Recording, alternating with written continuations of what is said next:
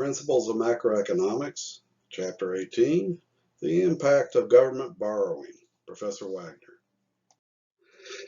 This chapter outlines how government borrowing affects investment and trade balances, fiscal policy and trade balances, how government borrowing affects private savings, and fiscal policy, investment, and economic growth. Back in the mid-1960s, President Lyndon Johnson played a pivotal role in financing higher education, what is being referred to as guaranteed student loans, which is a federal program, and maybe many of you all are familiar with FAFSA. So there are a number of grants, there are a number of things that help students get into and stay in the classroom. Not a perfect system by any means, but this was something that government decided that it needed to have done, so that's what's out there. Government borrowing affects investment in the trade balance. Governments are borrowers in financial markets, three possible sources. From a macroeconomic point of view, households would save more, private firms might borrow less, more foreign investors from outside countries. Recall that the national saving and investment identity always holds.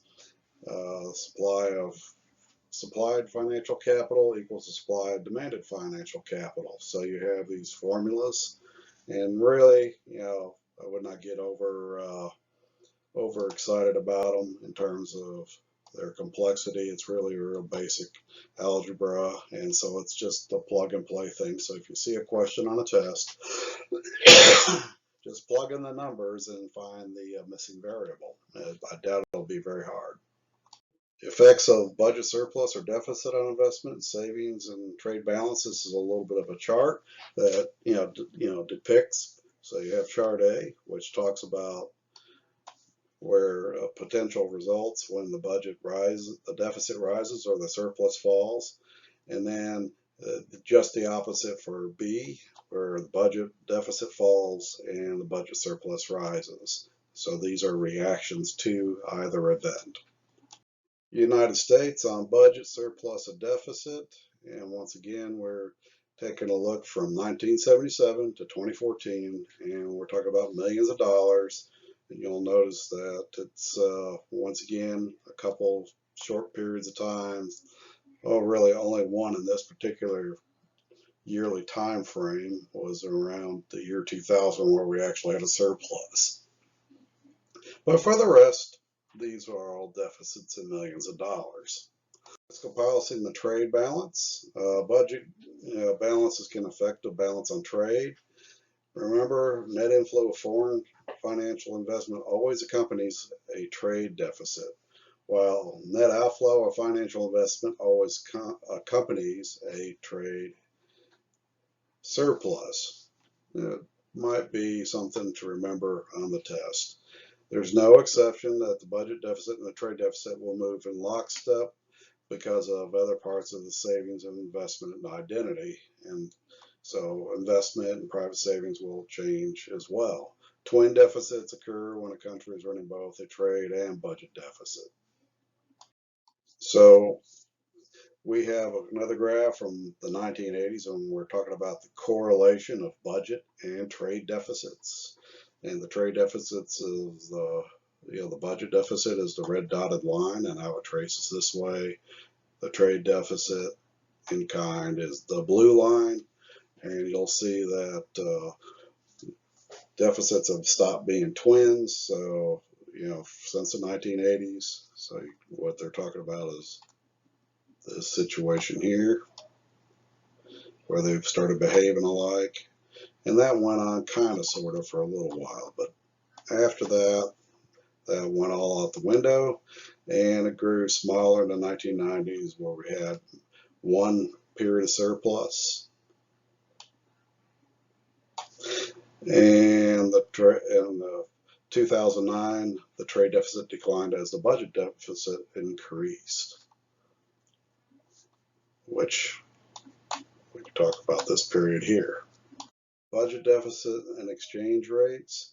Imagine that the U.S. government increases its borrowing and funds from the European financial investors. To purchase government bonds, those investors need to demand more U.S. dollars on the foreign exchange market, causing the demand for dollars to shift from, to the right from D0 to D1. So there's for the currency, the demand for U.S. currency goes, increases. European financial investors, the group will also be less likely to supply U.S. dollars to the foreign exchange markets, causing the supply to shift from S0 to S1. So we have a leftward shift there. And so the quantity of dollars traded, billions per day, versus the exchange rate, where here it was 0.9, and after the supply moved, now it's 1.05 euros to the dollar at E1. Exchange rates also explain why budget deficits are linked to trade deficits. A budget deficit can result in inflow of foreign financial capital, a stronger exchange rate, or a trade deficit. Budget deficits, rises, and foreign financial investment provides source of funds for that budget deficit. Causes a stronger exchange rate, makes it more difficult for exporters to sell their goods abroad while making imports cheaper, so a trade deficit or reduced trade plus results. From budget deficit to international economic crisis, a series of large budget deficits can become a cause of concern amongst international investors. This could really, lead to an outflow of international financial capital, which can cause a deep recession by depreciating the exchange rate, reducing banks' ability to repay international loans, and reducing the aggregate demand. Cause effects. Might want to know that for the test. Government borrowing affecting private savings. So changing government budgets may impact private saving, and you may see something about a Ricardian equivalence. This is a theory where rational private households may shift their saving to offset government saving or borrowing. In truth, the then arranged budget deficits or surpluses would be completely offset by a corresponding change in private saving. Changes in government borrowing would have no effect at all on either physical capital or trade balances. In reality, the private sector only sometimes and partially adjust its savings behavior to offset government budgets or budget deficits or surpluses. The theory of Ricardian equivalence suggests additional private savings will offset any increase in government borrowing, while reduced private saving will offset any decrease in government borrowing. So this is a graphical depiction of that. Sometimes this theory holds true, sometimes it doesn't. So it's not consistent or empirical, we'll say carved in stone. Fiscal policy, investment, and economic growth. The underpinnings of economic growth are investments in physical capital, human capital, and technology. And that's where firms and individuals could react to incentives by providing well-functioning markets and flexible prices. Also, borrowing can also reduce financial capital available for private firms to invest in physical capital. However, spending can also encourage certain elements of long-range growth. Spending on roads, water systems, education, on research and development creates new technology. Crowding out physical capital investment. A larger deficit will increase the demand for financial capital. If private saving and trade balance remain the same, then less financial capital will be available for private investment in physical capital. When government borrowing soaks up available financial capital and leaves less for private investment in physical capital, economists call the result crowding out. This is a definition probably on the test. U.S. budget deficits and surpluses, private investment. Okay, so you have basically you see the correlation between private investment and that of budget surpluses over a period of what looks to be about 36 years, and you'll notice that the waveforms somewhat trace each other. The connection between private savings and flows of international capital role plays a budget there. That was previously mentioned. Consequently, government borrowing and private investment sometimes rise and fall together, as you can see from the graphics. And then for 1990, the pattern which showed a reduced government borrow actually helped reduce crowding out so that more funds became available for financial investment. Interest rate connection. Economic studies on the connection between government borrowing and interest rates in the U.S. economy suggest there is an increase of 1% in the budget deficit will lead to a rise in interest rates between 0.5% and 1%. A higher interest rate tends to discourage firms from making capital investment. And so what they're really talking about here is a question about the cost of money, and that's what interest rates are. So in terms of being able to borrow, let's say $100,000 today, over a term for a term of, let's say, 3 years, there'll be some cost associated with it. And so that's what the interest is about, is the cost of using money that's not yours. Budget deficit and interest rates, another graph where we see the equilibrium shifting.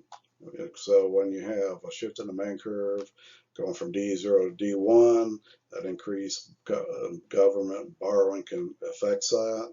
The interest rate also rises along with that, and a higher interest rate is a mechanism where government borrowing can crowd out private investment simply because money has become more expensive at this point. So when the quantity of financial capital becomes a higher percentage of GDP, you can expect the price for the money available and the money supply to be more expensive to borrow. Public investment in physical capital can increase the economy's output and productivity. It's pretty normal. So physical capital would be transportation. It could be rail, highways, airlines, airports, community and regional development.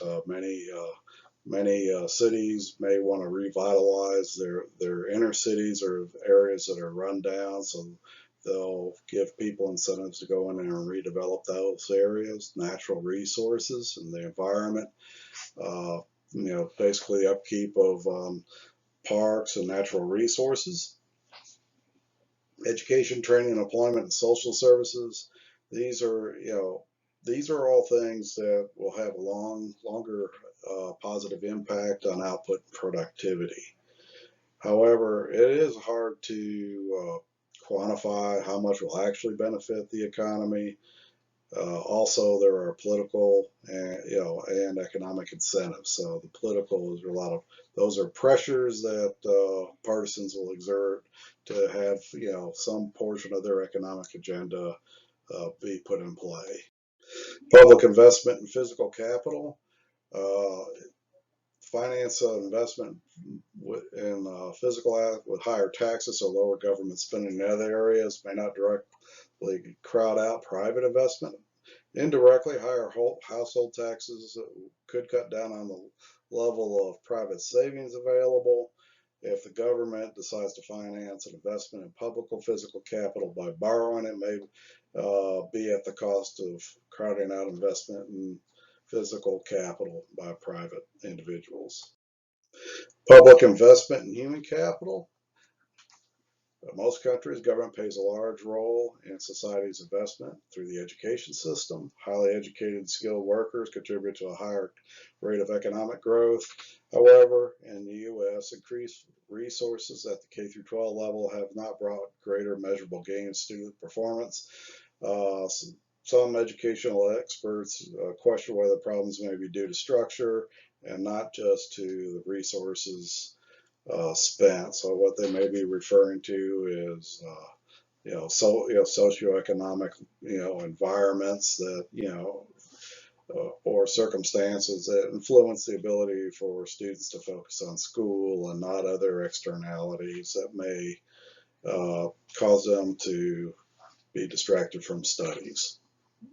Public investment in human capital continued.